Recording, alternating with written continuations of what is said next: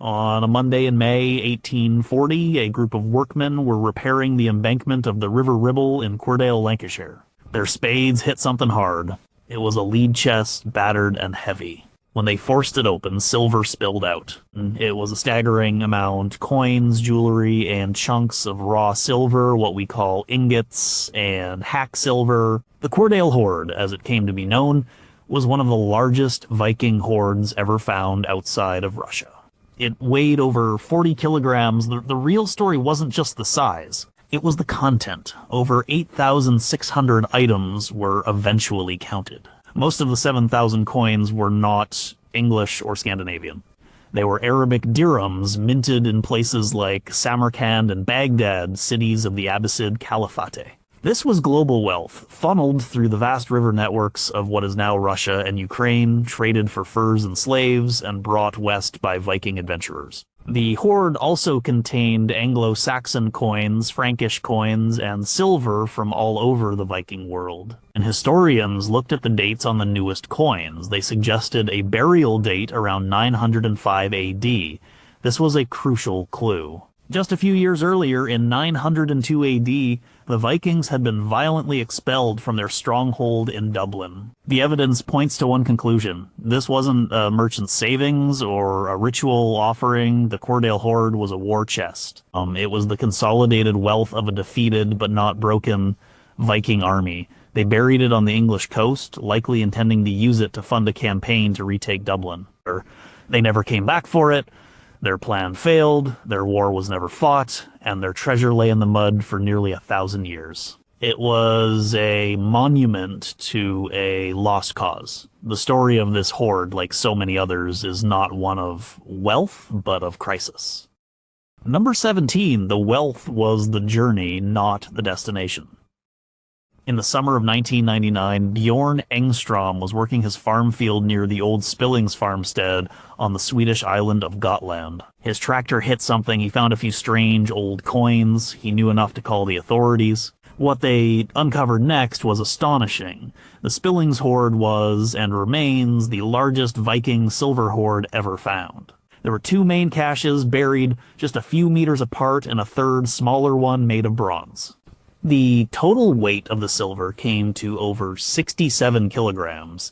A separate bronze hoard weighed nearly 20 kilograms. Let's think about a family living there around 870 AD. Let's call the father Orm and his two sons Hake and Frode.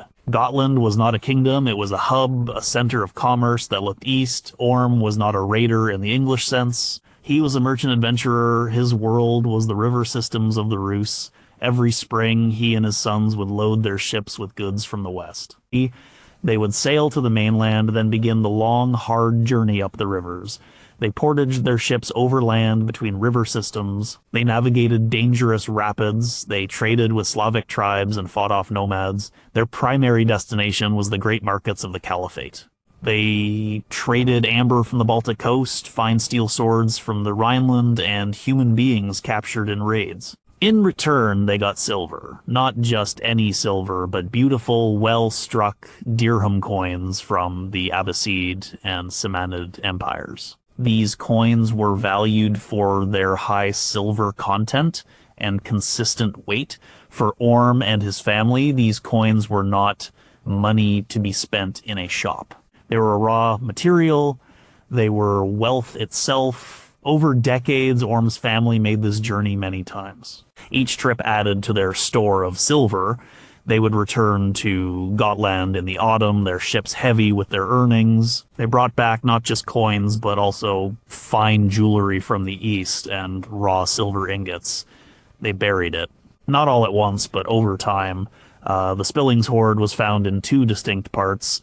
This suggests two separate burial events, perhaps by two brothers or a father and son. Maybe Hake managed the family's first cache. Frode started the second one. Why bury it? Gotland was rich, which made it a target. Other Vikings knew the wealth that flowed through the island. Burying your fortune was the only safe way to store it. There were no banks. A strong box in your house could be stolen, but a hole in the ground, its location a family secret, was secure. The hoard was their life's work. It was their accumulated success over a generation of dangerous travel and hard-nosed trading. It was proof of their voyages to the legendary cities of the East. The hoard contained over 14,000 coins, almost all of them Islamic dirhams. The latest coin was dated 871 AD. This gives us a good idea of when it was buried. Something happened to Orm, Hake, and Frode after that date. Maybe they set out on one last trip and never returned. They could have been killed in a river ambush or died of disease far from home. Or perhaps a feud on Gotland itself wiped out the family. The secret of the hoard's location died with them. The silver was never meant to be a permanent offering to the earth. It was a working fund, a family's entire capital, waiting for the next trading season. And it represents the vast eastern-facing world of the Swedish Vikings, a world of rivers, trade, and Arabic silver. The hoard they left behind was the final accounting of their incredible journeys. Number 16, sometimes you just forget. In 2007, a man named David Whelan took his metal detector out for a walk in a field near Harrogate in North Yorkshire, an area that was once the heart of the Viking kingdom of Northumbria. He got a strong signal. He and his son Andrew started digging. What they found became known as the Vale of York Hoard, one of the most important Viking finds in a century. But not all hoards are that spectacular, and not all of them are buried for reasons of war or high politics. Sometimes the reason is much simpler. Let's imagine a man named Bjorn living in that same region a little over 100 years earlier, around 900 AD. Bjorn was not a king or a great leader. In his youth, he had been a raider. He had sailed with Ivar the Boneless's great army that had swarmed over England. He had fought in battles, seen towns burn, and taken his share of the loot. It was a hard, violent life, but it had made him a moderately wealthy man. By the time he reached his 40s, Bjorn was tired of the sea. He sold his place on a longship crew and used his silver to buy a small farm. He married a local woman, had children, and settled into the life of a farmer in the Danelaw. He was still a Viking, he spoke Norse and worshipped the old gods, but his life was now tied to the seasons and the soil, not the tides and the winds of war. One day, a neighbor came to him with a dispute over a piece of land. The argument grew heated. An old Viking's temper is not a thing to be trifled with. Bjorn worried the dispute could turn into a blood feud. He also knew his neighbor was related to a local chieftain with a reputation for greed. Bjorn feared his farm and his wealth might be targeted. He decided to hide his life savings, the silver he had earned in his youth. It wasn't a king's ransom. It was about 60 silver coins, a few Anglo-Saxon and a few from the continent, mixed with 3 silver rings and a small, crudely made ingot. It was the kind of mixed bag a common warrior would accumulate. He put it all in a small leather pouch. One moonless night, he walked to the edge of his property, to a spot marked by 3 old oak trees. He dug a hole and buried the pouch. He stamped the earth down flat and scattered some leaves over it. He felt safer. The land dispute was eventually settled at the local thing, the Assembly of Free Men. It cost Bjorn a small fine, but there was no feud. Life went on. His children grew. His farm prospered. The years turned into decades. Bjorn got old. His memory started to fade. He remembered burying the silver, but the exact spot grew fuzzy in his mind. Was it by the large oak, or the one that was struck by lightning? He went out to look a few times, but the landscape had changed. One of the oaks had been cut down for firewood. He couldn't be sure. He never told his children about it. It was a secret from his old life, a life they knew little about. He died an old man in his bed.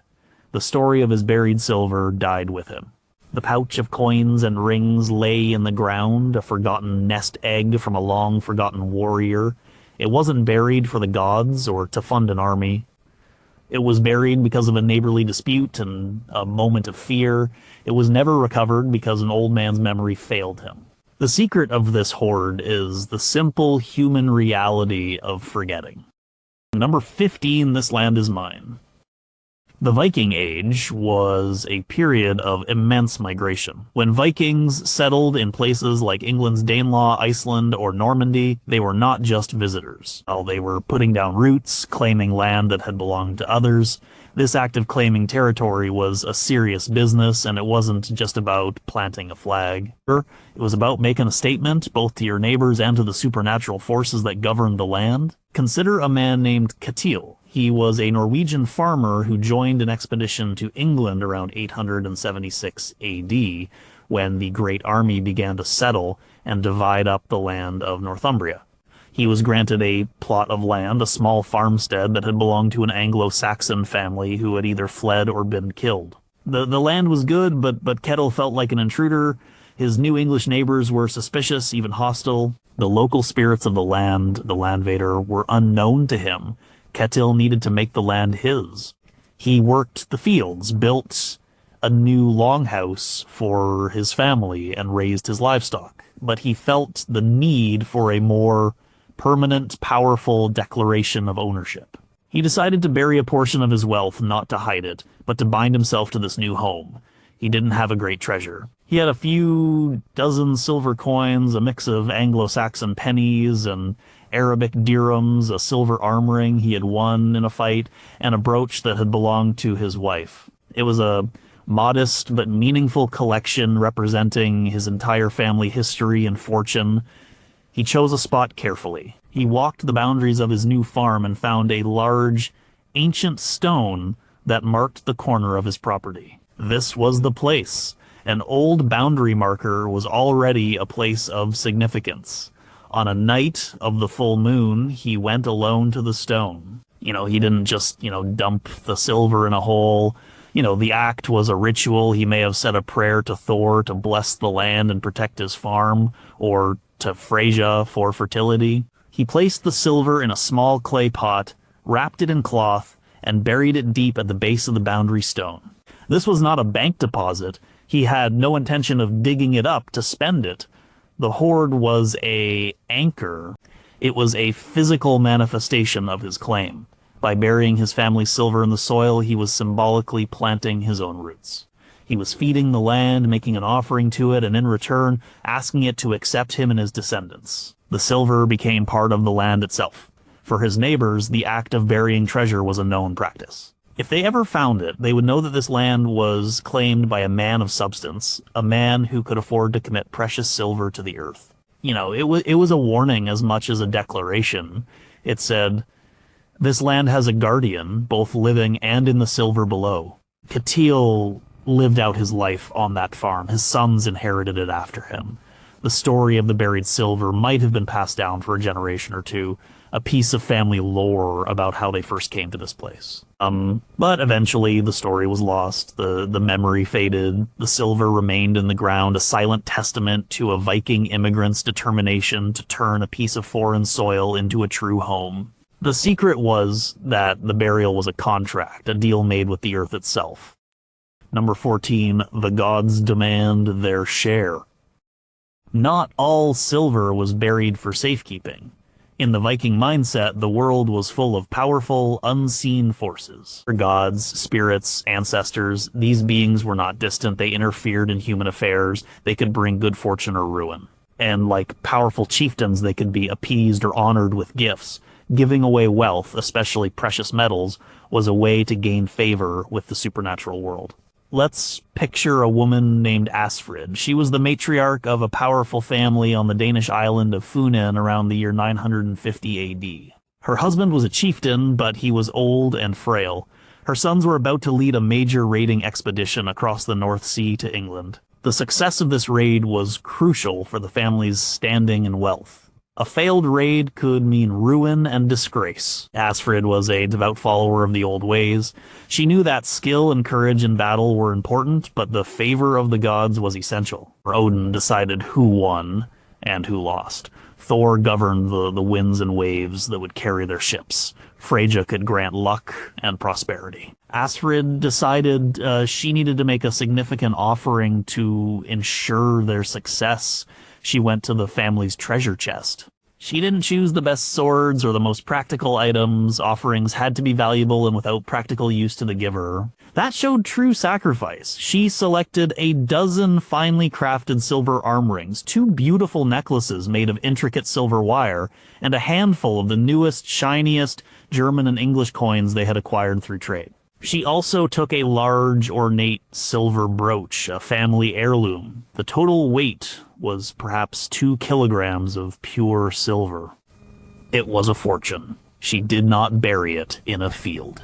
Ritual hoards are often found in specific types of places, bogs, lakes, near unusually shaped rock formations, or at the boundaries of territories. These were liminal spaces, places that were considered gateways to the other world.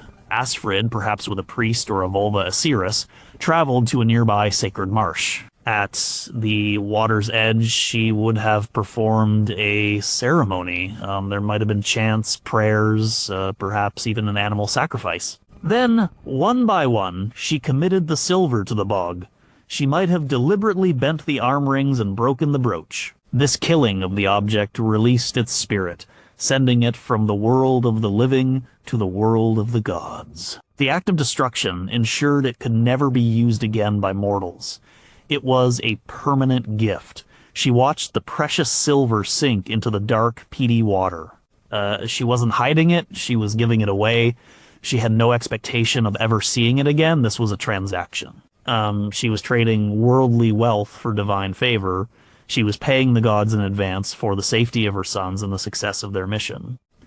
If her sons returned victorious, with ships laden with plunder, she would believe her sacrifice had been accepted. If they were lost at sea or defeated in battle, she might believe her offering was not great enough, or that the gods were angry for some other reason. The silver would lie in the oxygen-free environment of the bog for centuries, perfectly preserved. When found by modern archaeologists, its location and the deliberate damage to the items would tell a story. This was not a hoard buried in panic or for storage. This was a gift to the gods. The secret of this kind of hoard is that its owner never wanted it back. Its purpose was fulfilled the moment it left their hands. Number 13, a dowry for a ghost. Hoards were not always about war gods or high finance. They were often intensely personal. They represented a family's hopes, dreams, and sometimes their deepest sorrows. The silver and gold objects within them were tied to the lives of individuals, to milestones like births, marriages, and deaths. Imagine a man named Gunnar, a well-to-do farmer living in the Danelaw in the early 10th century.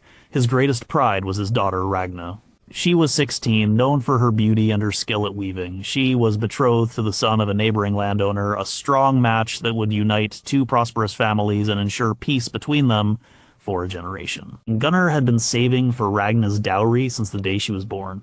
A daughter's dowry was a reflection of her family's status. It was the wealth she would take with her into her new life, giving her a degree of independence and security. Over the years, Gunnar had accumulated a beautiful collection. There was a necklace of silver and carnelian beads, traded from a Rus merchant. There were 2 heavy, twisted silver bracelets. He had a set of Frankish coins prized for their artistry, which he intended to have pierced so they could be sewn onto her wedding dress. He also had a magnificent gilded silver brooch, the finest piece he owned, which had been his mother's. He kept this collection in a carved wooden box in his longhouse. He would often take it out and look at the items, thinking of his daughter's future. The wedding was planned for the summer, but in the spring a sickness swept through the region. It came on suddenly with a fever and a cough. Ragna fell ill. Despite all the remedies and prayers, she grew weaker and weaker. Within a week, she was gone. Gunnar and his wife were shattered. The longhouse, once full of life and wedding preparations, became silent and heavy with grief. The wedding feast became a funeral. The carefully collected dowry was now a painful reminder of a future that would never happen. Gunnar could not bear to look at it. He couldn't sell it. That felt like a betrayal. He couldn't give it to anyone else. It was Ragna's. A few weeks after the funeral, Gunnar took the wooden box. He walked out of his house at dusk into the small grove of trees where Ragna used to play as a child. He dug a deep hole near the roots of an old ash tree. He placed the box inside. He didn't just bury it, he was creating a new kind of grave, a grave for his daughter's stolen future. He was giving her the dowry in the only way he now could, sending it with her into the afterlife. This act was not for a god or for safekeeping. It was an act of pure heartbreaking love and loss. It was a private ritual, a father's final gift to his child. He would never speak of it to anyone. The secret of the Hoard's location was his alone, a burden of his grief. When a hoard like this is discovered 1,000 years later, archaeologists might catalog the items, note their origins, and date the burial. They would see it as a typical personal wealth hoard, but they would miss the real story. They wouldn't know about Ragna. You know, they wouldn't understand that the silver was not buried out of fear or greed, but out of a profound and devastating sorrow. The secret of this hoard is that it was a treasure chest of tears. Number 12, the metal itself was the prize. We tend to think of Viking hoards as collections of beautiful finished objects, gleaming coins, intricate brooches, and heavy arm rings. But a huge proportion of the silver found in these hoards is something else entirely. It's what archaeologists call hack silver. This is a simple, brutalist form of wealth. It consists of whole objects, coins, jewelry, even silver plates from looted churches that have been chopped into pieces. To the Vikings, this was not vandalism, it was business. Let's go to a bustling Viking trading town like Hedeby in Denmark or Birka in Sweden around the year 900. Here, a man named Steiger works as a silversmith. He's not a famous artist who creates magnificent jewelry for kings. He is a practical craftsman. He makes simple, sturdy brooches, plain arm rings, and repairs broken items for the townspeople and visiting merchants. Steiger's raw material is silver. He doesn't have a mine.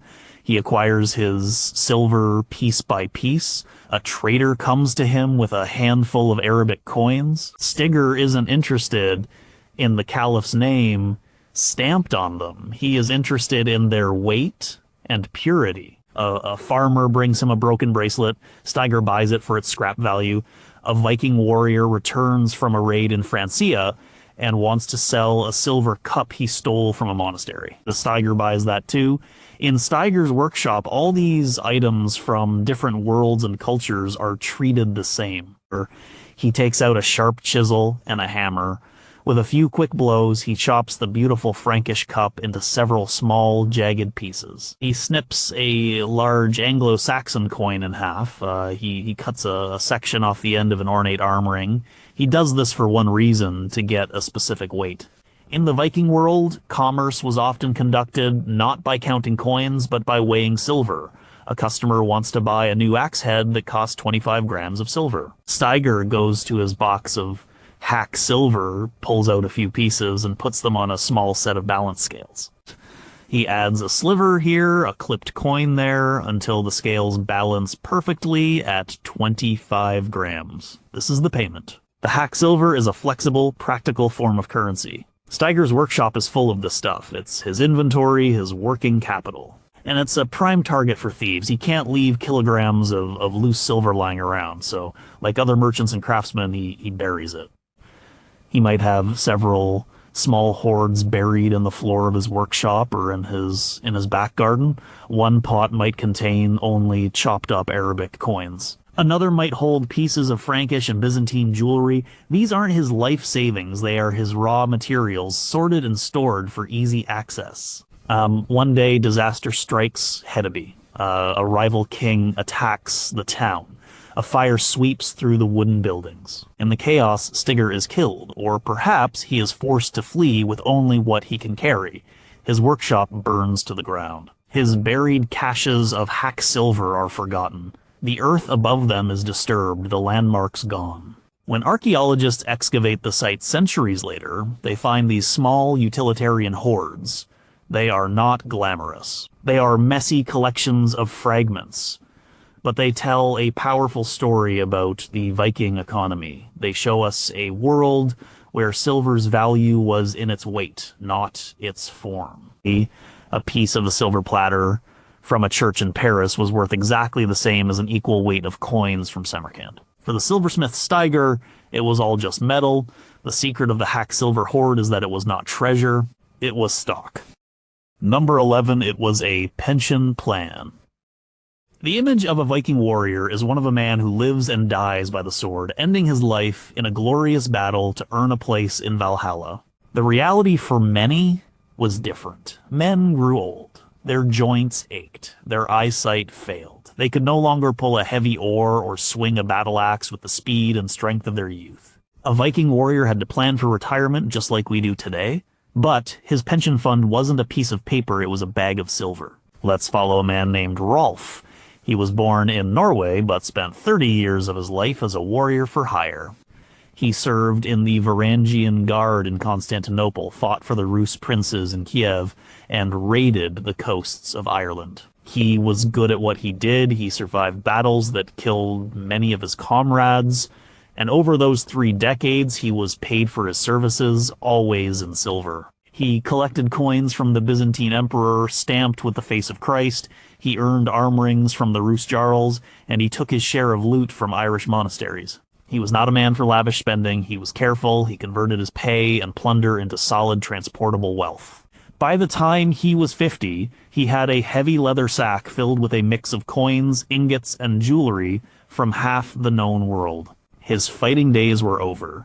He decided to return to the fjord in Norway, where he was born. He bought a small farm, married a widow, and settled down. But he had a problem. How do you make a large lump sum of silver last for the rest of your life? He couldn't put it in a bank. If he kept it in his house, he would be a target for every desperate thief and greedy local chieftain. Rolf had a plan. He took his sack of silver to a secluded spot on his land, a small cave hidden by a waterfall that he had played in as a boy. He knew no one else would find it. This was his retirement account. His plan was simple. Every 6 months, he would go to the cave and withdraw a small amount of silver, just enough to buy grain, repair his tools, pay his taxes to the Jarl, and live comfortably. For several years, his plan worked perfectly. He was a respected elder in his community, a man with stories of faraway lands. No one knew the extent of his wealth, which was exactly how he wanted it. The hoard in the cave was his security, his guarantee of a peaceful old age. But the Viking world was never truly peaceful. A dispute arose with a neighboring clan over fishing rights. Tempers flared, old insults were remembered, and a feud was declared. One evening, Rolf was ambushed on the path back to his farm. He was an old man, but he was still a warrior. He fought back, but he was outnumbered. He died on the path, a sword in his hand. His wife and stepchildren mourned him. They knew he was a man of some means, but they never found the source of his wealth. The secret of the cave died with Rolf. His pension plan, his life savings from a career of violence, remained untouched. The silver he had carefully gathered from all corners of the world to provide for his old age was now just a lost treasure. When a hoard like this is found, full of exotic and wide-ranging coins, it speaks of a life of travel and adventure. But its burial tells a different story. It's a story of a man trying to leave the violence behind, a man trying to build a quiet future. The secret of this hoard is that it was a plan for a long and peaceful life, a life that was cut short. Number 10, politics made it too dangerous to keep. The Vale of York hoard, discovered in 2007, is a time capsule from one of the most turbulent periods in English history. Buried around 927 AD, it contains 617 coins, a magnificent gilded silver cup, and 67 other pieces of silver, including ingots and jewelry. The contents of the hoard are incredibly diverse, coming from places as far apart as Afghanistan, Ireland, and Scandinavia. This treasure tells the story of an individual caught in a perfect storm of political and religious change. Let's imagine the owner. He was a Viking leader of high status living in Northumbria. Let's call him Sigtryg. For decades, his family had ruled a part of this northern kingdom. They were Vikings, but they had also lived alongside Anglo-Saxons for a generation. Sigtryg's world was a hybrid one. In his hoard, we see evidence of this. There are silver arm rings of a classic Viking design worn as a sign of loyalty to a chieftain. There are coins bearing the names of Viking kings of Northumbria like Sihtric and Regnald, but the hoard also contains coins from the Anglo-Saxon kingdom of Wessex to the south. And most intriguingly, it contains Christian items. The beautiful silver gilt cup it was buried in was almost certainly made in a Frankish monastery, probably looted a century earlier, but now used as a container for this personal fortune. Some of the Anglo-Saxon coins bear Christian symbols. This was not the hoard of a simple pagan warrior. This was the wealth of a man navigating a complex, multicultural world. He likely had dealings with Christians and may have even undergone a political baptism himself, a common practice for Viking leaders seeking alliances with Christian rulers. The year 927 AD was a moment of crisis. The powerful Anglo-Saxon king, Athelstan of Wessex, was on the march. He had a grand ambition to unite all of England under his rule. He conquered Northumbria, drove out the Viking king, Guthfrith, and for the first time, an English king ruled over the whole country. For a Viking lord like Sigtryg, this was a disaster. His political allegiances were now worthless. His power base was gone. He was on the losing side of history. He was a man of immense wealth, but that wealth now made him a target. Athelstan would demand tribute and taxes. Rivals might try to seize his fortune in the chaos. His mixed pagan and Christian identity was also a problem. He was not fully trusted by either side. Sigtryg had to protect his assets. He gathered his entire portable fortune. He took the precious Carolingian cup, a symbol of his family's long history of successful raiding. He filled it with his silver coins from all over the world, his Viking arm rings, and his raw silver bullion. He carefully packed it and buried it in a lead container to protect it from the elements. He buried it not as an offering, but as a temporary measure. He was waiting to see what would happen. Would the Vikings regroup and counterattack? Could he make a deal with the new king, Athelstan? Was it safer to flee to Ireland or Scandinavia? He didn't know. The hoard was his insurance policy, his escape fund, his war chest for a future that was completely uncertain. He never came back for it. We can only speculate why. He might have been killed in the fighting that followed Athelstan's conquest. He may have been captured and executed, or he might have been forced into exile, dying in a foreign land, the secret of his treasure's location lost forever. The Vale of York hoard is a snapshot of a moment of profound political upheaval. It's the emergency savings of a man whose world was collapsing. The secret of this hoard is that it represents the immense pressure of a changing political landscape, where your religion, your alliances, and your wealth could get you killed. Burying it was the only rational act for a man who had everything to lose. Number 9, it was a portable bank vault. In an age before fortified banks and secure financial systems, how did a wealthy individual manage their assets, especially if they traveled frequently? A merchant, a diplomat, or a mercenary couldn't carry their entire fortune with them on every journey. It would be too heavy and make them an obvious target for robbers. They needed a safe place to store the bulk of their wealth, a personal vault they could access when needed. Burying a hoard was the Viking Age equivalent of a safe deposit box. Let's imagine a man named Finn, a Norse merchant based in Dublin around 950 AD. Dublin was one of the great trading hubs of the Viking world, connecting Ireland, England, Scandinavia, and even the Mediterranean through complex trade routes. Finn was a slave trader, a brutal but incredibly lucrative business.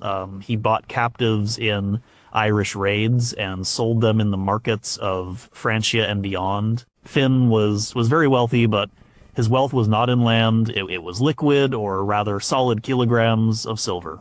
On any given trading voyage, he needed capital. He had to pay his ship's crew, buy supplies, and purchase his human cargo. This required a substantial amount of silver, but taking his entire fortune on a trip was unthinkable. The risk of shipwreck or pirate attack was too great, so Finn developed a system The majority of his wealth, perhaps 20 kilograms of silver ingots and foreign coins, was kept in a secure location. He placed it in a large pottery jar, sealed it with wax, and buried it in an orchard he owned just outside the city walls of Dublin. The location was known only to him and perhaps his wife. This was his main vault. When he was preparing for a trading voyage to Rouen in Francia, he would go to his orchard at night. He would dig up the jar and take out what he needed, say 3 kilograms of silver. This was his travel and business fund. He would rebury the rest. While he was away, he knew the bulk of his fortune was safe, hidden in the earth. When he returned from a successful trip, his profits would also be in silver. He might come back with a bag of Frankish coins and some chopped up silver plate. Before entering the city, he would go to his orchard again. He would add his profits to the main hoard, effectively making a deposit. The hoard grew with each successful venture. This system gave him security and flexibility. His bank was always there. He could make withdrawals and deposits as his business needs dictated. He may have even had smaller secondary hoards in other locations, spreading his risk. Perhaps a small cache was buried near a friendly monastery in England, a place he visited often. One year Finn set out on a voyage to Iceland to trade for wool and falcons. His ship was caught in a vicious storm off the Hebrides. The vessel was smashed on the rocks, and Finn and his entire crew were lost to the sea. He was back in Dublin. His wife waited for news that never came. She knew about the hoard in the orchard, but her husband had been the one who knew the exact spot. He had marked it by a tree that was the third from the old well. But which direction was the third tree? She searched, but she could never find it. The family's wealth was lost just a few hundred meters from their home. The secret of this type of hoard is its practicality. It was not a ritual offering or a panic burial. It was a key part of a sophisticated system of, personal wealth management.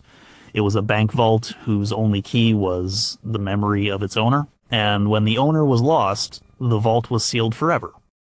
Number 8. Hiding it was an act of defiance. The Vikings were fiercely independent. Their society was built on a complex web of personal loyalties, family ties, and a deep-seated resistance to centralized authority. When powerful new kings or earls tried to impose their will, taxation, and laws, many Vikings resisted. Burying a hoard could be more than just a practical act of hiding wealth. It could be a political statement, an act of defiance against a new and unwelcome power. Let's travel to Orkney, the group of islands off the north coast of Scotland, around the year 995. For centuries, these islands had been ruled by powerful, independent Norse earls. But a new force was changing the political landscape, Christianity, and with it, the ambition of kings like Olaf Tryggvason of Norway. Olaf was a fervent convert to the new religion. He was determined to make all of Norway and its territories Christian by force if necessary. In 995, he sailed to Orkney and confronted the ruling Earl Sigurd the Stout. The story goes that Olaf gave Sigurd a simple choice: accept baptism for yourself and all your people, or die immediately. Sigurd, seeing Olaf's superior force, agreed. Orkney officially became Christian. Now, imagine a local chieftain on one of the islands, a man named Thorkel. His family had lived in Orkney for 5 generations. They were followers of the old gods. They worshipped Thor and Odin. Thorkel's wealth was not just his own, it was ancestral. It included silver arm rings worn by his grandfather, a Pictish silver chain taken in a battle long ago, and coins from raids his father had led. This wealth was a physical link to his family's pagan past and its history of independence. The new Christian regime was a threat to everything Thorkel stood for. The new religion demanded tithes, a tax to support the church. Priests would preach against his beliefs. The new political order meant loyalty to a distant Norwegian king, not just the local earl. Thorkel saw this as a profound dishonor. He decided he would not let his ancestral silver be melted down to make crosses or be paid as tax to a king he despised. Hiding his wealth was an act of rebellion. He gathered the most significant items, the heavy silver chains, the oldest brooches, the arm rings given by his father. He packed them carefully, perhaps wrapping them in a woolen cloak, and put them in a stone-lined cist. He buried this hoard not in a random field, but on his own land, near his longhouse. This was a deliberate choice. He was not abandoning the wealth, he was safeguarding it from the new authorities. It was a hidden reserve of his family's power and identity.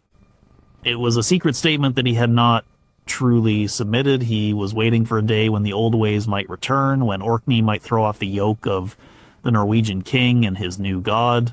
This is a plausible backstory for something like the Scale Hoard, found in Orkney in 1858. It contained over 100 silver items, including many unique Pictish pieces and classic Viking ring money. Its burial coincides with this period of forced conversion and political turmoil. Thorkel's hoped for rebellion never came.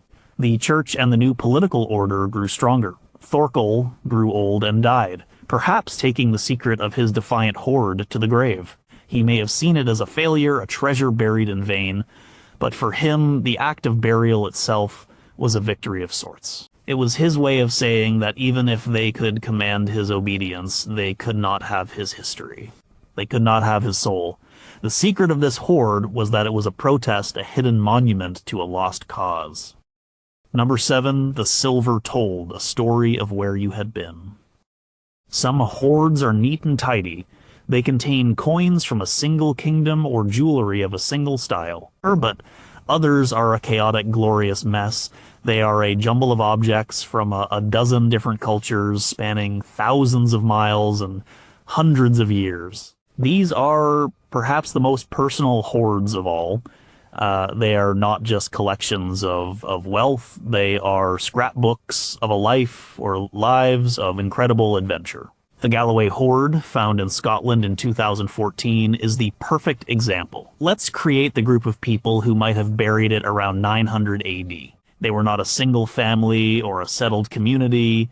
They were a band of 4 or 5 companions, a mix of Norsemen and perhaps a Briton or an Irishman.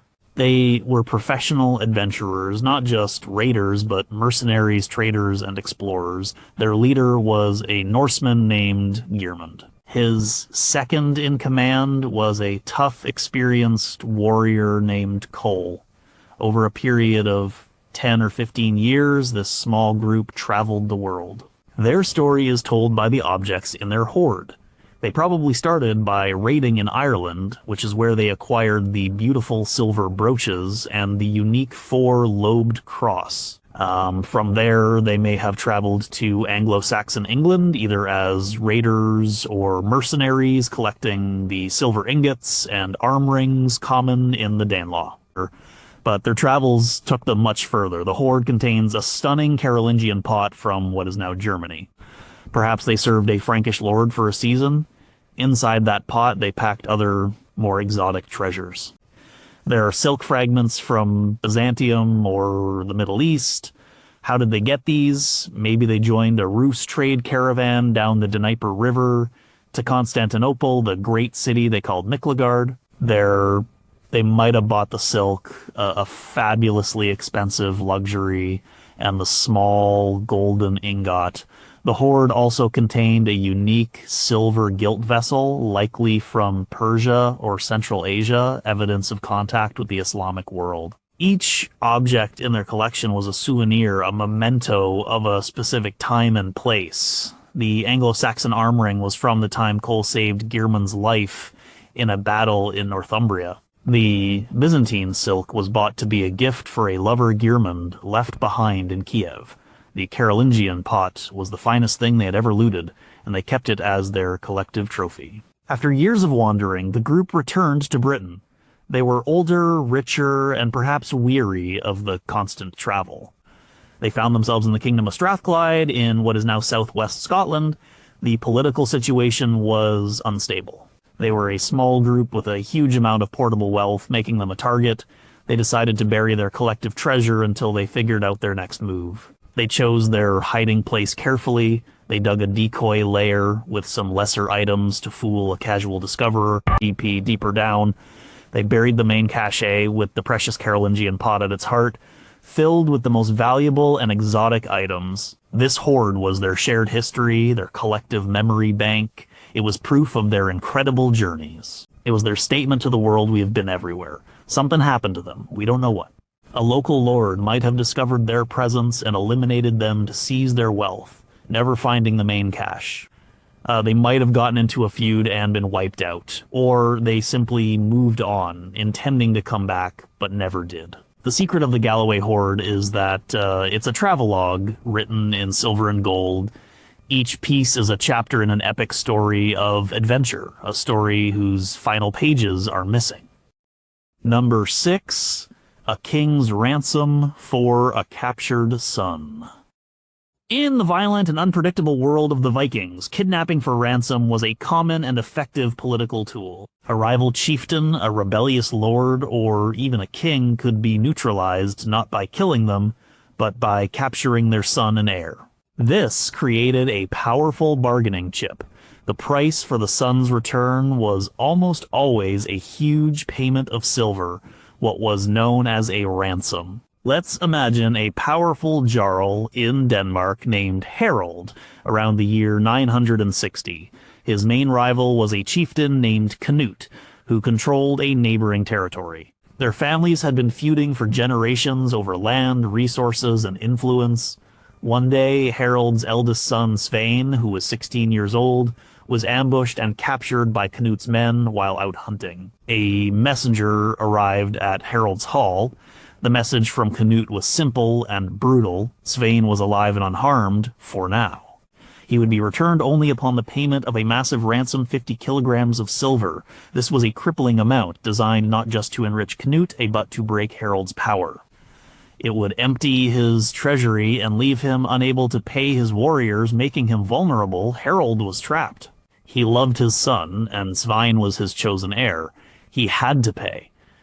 He began the desperate process of gathering the silver. He emptied his own personal treasure chest. He demanded contributions from his allied chieftains and kinsmen. He forced his farmers and tenants to give up their meager silver savings, their brooches and wedding rings. He even sent a ship to a trading town to sell off timber and slaves for coin. Over a period of a few weeks, he managed to assemble the ransom. It was a motley collection. There were heavy, locally made silver ingots, twisted arm rings, and bags of German, English, and even a few Arabic coins acquired through trade.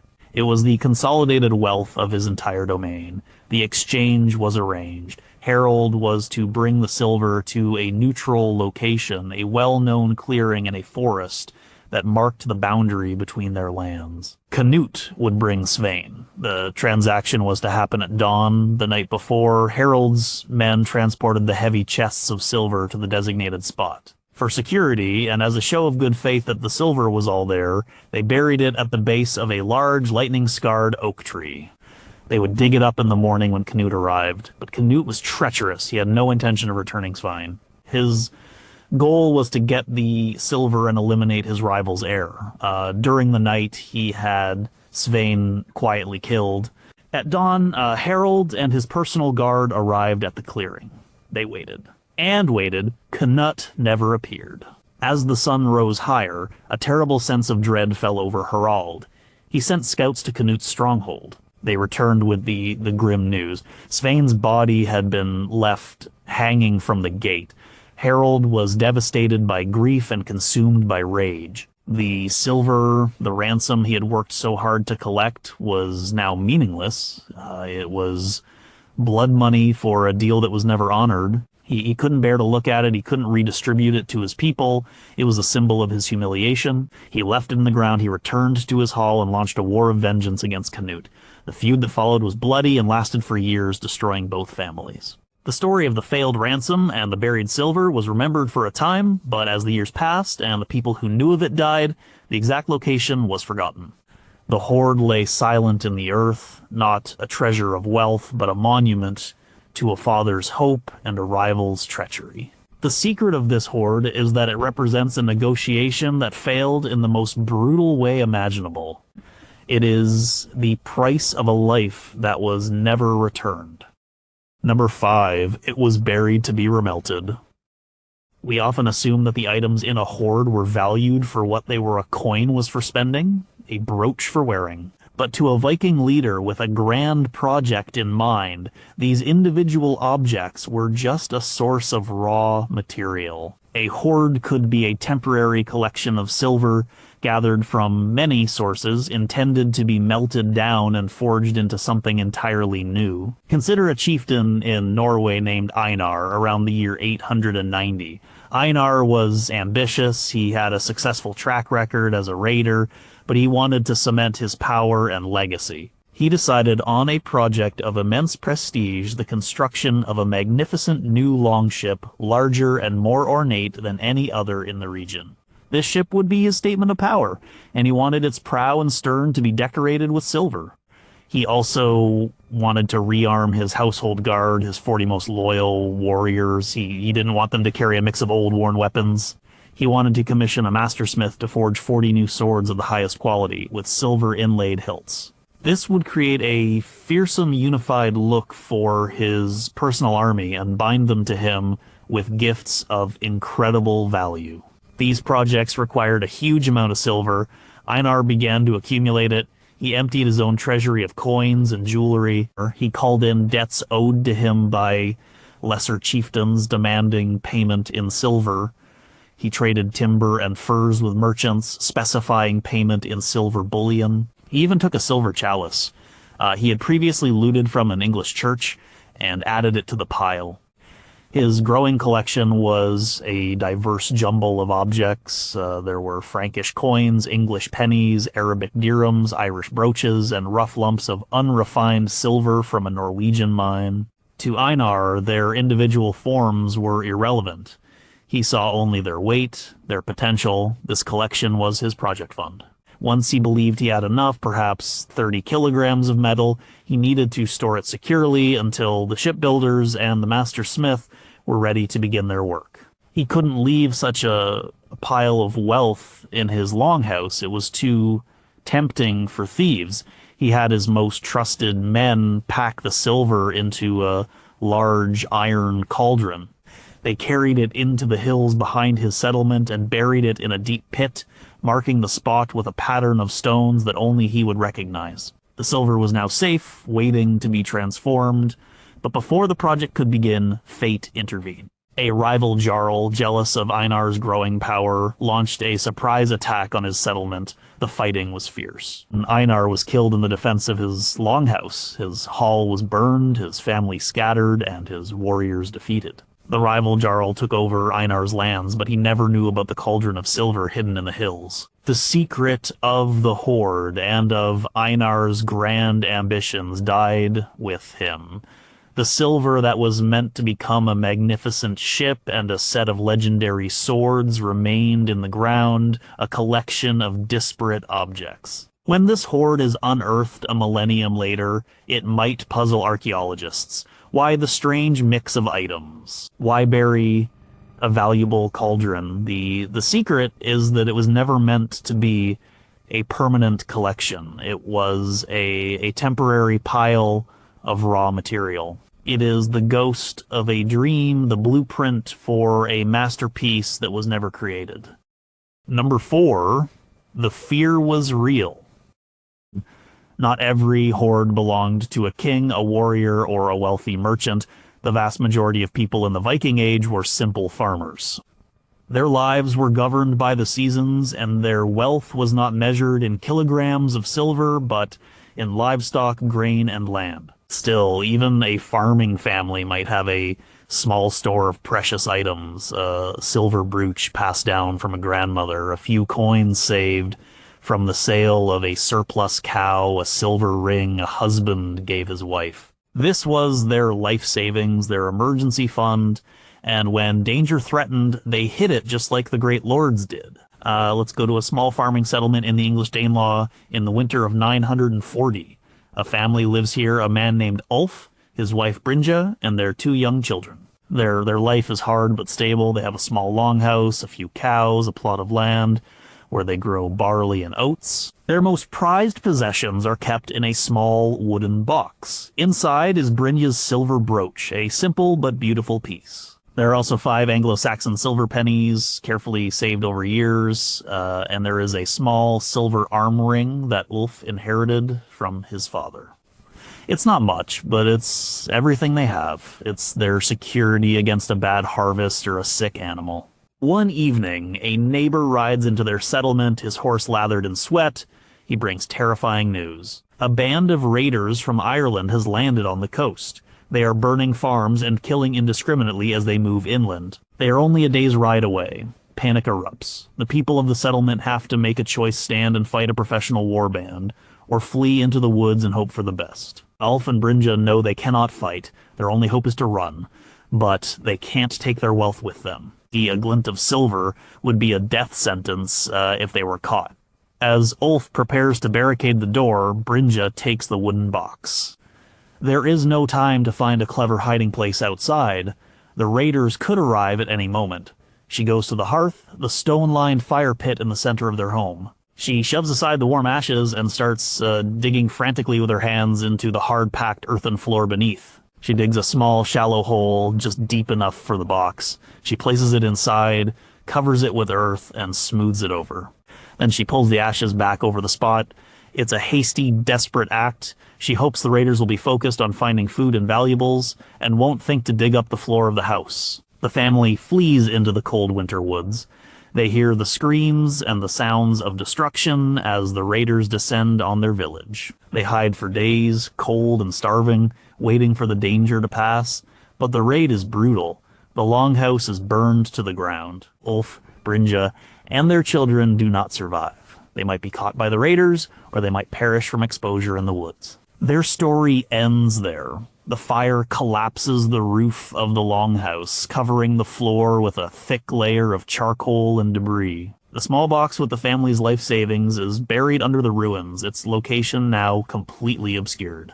The farm is abandoned and eventually reclaimed by nature. 1,000 years later, a metal detectorist gets a faint signal in a field. An archaeological dig uncovers the footprint of the old longhouse and the remains of the hearth. And there, just a few inches below the surface, they find a small, charred box containing a brooch, 5 coins, and a child-sized arm ring. This hoard tells no story of epic journeys or political intrigue. It speaks of a much more common human experience: sudden, overwhelming fear. The secret of this hoard is its ordinariness. It is a testament to a single, terrifying night and a family that buried its future in the floor, hoping for a dawn that never came. Number 3, it was the price of peace. Viking society was governed by a complex system of laws and customs, but it lacked a central police force. Justice was often a personal matter. If a man was killed, his family had the right and the duty to seek revenge on the killer and his family. This could lead to devastating blood feuds that could last for generations. There was a way to avoid this cycle of violence: the payment of wargild, or man price. This was a huge, legally determined compensation paid by the killer's family to the victim's family. It was a fortune paid to restore peace. Imagine a young man named Eric living in a community in Iceland around the year 1000. He is strong, proud, but has a quick temper. One evening at a wedding feast, after too much ale, he gets into a drunken argument with another man, Olaf. The argument escalates to insults, then to shoves. In a moment of rage, Eric draws his knife and stabs Olaf. Olaf dies on the spot. The feast ends in horror. Eric has not just killed a man, he has killed the cousin of the local chieftain, a powerful and vindictive man named Magnus. By the laws of Iceland, Magnus and his family now have the right to kill Eric in retaliation. A blood feud is imminent. Eric's father, a respected elder named Skapti, knows that a feud will destroy their family. He immediately goes to the chieftain Magnus to negotiate a settlement. After days of tense talks overseen by neutral neighbors, an agreement is reached. Eric's life will be spared, and there will be no feud, but Skapti's family must pay the full wergild for a man of Olaf's standing. The price is set at 100 marks of silver, an enormous sum that would bankrupt most families. Skapti agrees. He has to. Now begins the desperate task of collecting the silver. He gathers his own savings, he calls upon his brothers, his cousins, and his in-laws, his entire kin group. Each is obligated by ties of blood and honor to contribute. They bring what they can: silver ingots, jewelry, foreign coins, hack silver. It's a painful process, stripping the extended family of its accumulated wealth. The payment is to be made publicly at the next Althing, the great annual assembly of all Icelanders. This is a high-stakes event. If Skapti fails to produce the full amount, the deal is off and the feud is back on. Until the day of the assembly, the collected silver is a huge liability. Magnus's more hot-headed kinsmen might be tempted to steal it and kill Eric anyway. Skapti needs to keep the wergild safe. He puts the silver, weighing many kilograms, into a large leather sack. He and his two most trusted kinsmen take it to a secret location, a fissure in a remote lava field known only to them.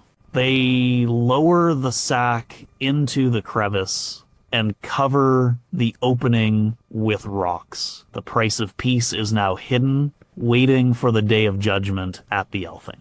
But before the Althing convenes, a sickness sweeps through Skapti's household. He and his kinsmen, who knew the location of the hoard, all die within a week. The secret of the hidden wergild is lost. At the Althing, Eric is helpless. His family cannot produce the payment. The deal is void. The assembly declares Eric an outlaw, meaning any man can kill him without penalty. He is forced to flee Iceland to live the rest of his life as an exile. The family he left behind is disgraced and impoverished. The hoard, the silver that was meant to buy peace and save a family, remains in its rocky tomb. It is a treasure born of violence, collected in desperation and lost to misfortune. The secret of this hoard is that it was not an asset. It was a debt. It was the cost of a life, a payment that was never delivered. Number 2, the treasure was a secret, shared by 2 brothers. The bonds between siblings, especially brothers who fought and raided together, were among the strongest in Viking society. They shared risks, defended each other in battle, and divided the spoils of their adventures. A hoard could be the ultimate shared secret, a joint venture whose security depended on the trust between 2 men. But what happens when that trust is broken, or when fate intervenes? Let's tell the story of 2 brothers from Sweden, Leif and Sten, who lived in the mid-10th century. Leif was the elder, a cautious and strategic leader. Sten was younger, stronger, and more impulsive. Together, they co-captained a longship. For a decade, they raided along the southern coast of the Baltic Sea, attacking the lands of the Wends and the Slavs. They were a successful team. Leif planned the raids, and Sten led the charge. On one particularly successful raid on a trading town, they captured an enormous amount of loot. Their crew all got a fair share, but the captain's portion, which the 2 brothers shared, was exceptionally large. It included hundreds of German and Bohemian coins, Slavic silver jewelry, and several raw silver ingots. When they returned to their home farm in Sweden, they faced a dilemma. This was too much wealth to keep in the house, and dividing it immediately might cause jealousy among their crew and neighbors. Leif proposed a plan. They would bury the captain's share. It would be their joint savings, a fund for their future. They would use it to buy more land or to fund a larger expedition in a few years. One night, the 2 of them went out alone. They carried the heavy chest of silver to an island in the middle of a lake near their property. On the highest point of the island, between 2 tall pine trees, they dug a hole and buried their treasure. They swore an oath to each other. Neither would return to the spot without the other. The secret was theirs alone. It was a physical symbol of their bond. The following spring, they set out on a new raiding season, but this time their luck ran out. In a fierce battle, Sten was struck by an axe. He died in Leif's arms on the deck of their ship. Leif returned to Sweden a broken man. He had lost not only his brother, but his closest companion. The farm felt empty. The thought of the treasure on the island was now a source of pain. It was a reminder of his brother and their shared dreams. For months, he couldn't bring himself to go near the lake. As time passed, a strange feeling began to grow in Leif's mind. The treasure was now legally his. but it didn't feel right to take it. It felt like stealing from his brother's ghost. A sense of guilt and a kind of superstitious fear crept over him. The hoard was half stems. To dig it up alone felt like a betrayal of their oath. He told no one about it, not even his wife. It was a secret he now carried alone. Years went by. Leif grew older. He never went back to the island. He managed his farm, but he never again had the same ambition or drive. The memory of his brother and the secret hoard that bound them was a weight on his soul. Leif died of old age, and the secret of the treasure on the island died with him. It was never recovered. It had been buried as a shared investment in the future, but it became a memorial to a past that was too painful to revisit. The secret of this hoard is that it was protected not by earth and rock, but by love, grief, and a promise that could no longer be kept. Number one, the hoard was never meant to stay buried. We look at these Viking hoards unearthed after 1,000 years, and we see them as ancient treasures, relics of a lost world. We call the people who buried them the owners, but that's not how they saw it. The vast majority of these hoards were not final destinations for wealth. They were not offerings to gods, forgotten savings, or tragic memorials. They were temporary deposits. They were buried with the full and firm intention of being dug up again soon. The fact that we find them at all is, in almost every case, a testament to a plan that went wrong. The Cordell Hoard, that mountain of silver found by workmen in Lancashire in 1840, is the ultimate example. Let's return to the Viking leader who most likely buried it around 905 AD. He had been one of the kings of Dublin, a thriving Viking metropolis. In 902 AD, an alliance of Irish kings had driven the Vikings out. He and his army were forced to flee to become refugees and exiles. But he was not defeated. He was planning a comeback. He sailed to England, a land where Vikings still controlled the north. He began to gather allies and consolidate his resources for a counterattack. His greatest asset was the accumulated wealth from decades of Dublin's trade and raiding. This was the silver he would use to pay soldiers, build new ships, and buy supplies for his invasion. This was his war chest. He couldn't carry 40 kilograms of silver around with him while he mustered his forces. It had to be kept safe. He chose a location near the River Ribble, a transport artery that gave access to the Irish Sea. It was a strategic spot. He packed the thousands of Arabic coins, the Anglo-Saxon pennies, the Frankish currency, the ingots, and hack silver into a lead chest. He buried it. This was not an act of desperation. It was a strategic move, a logistical step in a military campaign. In his mind, the silver would be in the ground for a few months, a year at most. Once his new army was ready, he would dig it up, distribute it to his captains, and set sail to reconquer his kingdom. The burial was a means to an end. The goal was the retrieval, but something happened. The plan failed. We will never know the exact details. Perhaps our Viking leader was killed in a skirmish with the Anglo-Saxons. Perhaps he was betrayed by one of his own allies. Perhaps he fell ill and died of a fever. Whatever the cause, he never made it back to the banks of the River Ribble. The secret of the hoard's location, likely known only to him and a few trusted followers who died with him, was lost. His war was never fought, his invasion never sailed, his kingdom was never reclaimed, and his treasure, the fuel for his ambition, lay in the damp English earth, its purpose unfulfilled. This is the ultimate secret of the great Viking hoards. They are not monuments to wealth. They are monuments to failure. They exist for us to find only because a life was cut short, a battle was lost, a plan was thwarted, a memory faded. Every coin and every arm ring is an artifact of an interrupted intention. The person who buried it was not saying goodbye to their wealth. They were saying, "I'll be back." The tragedy and our good fortune is that they were wrong.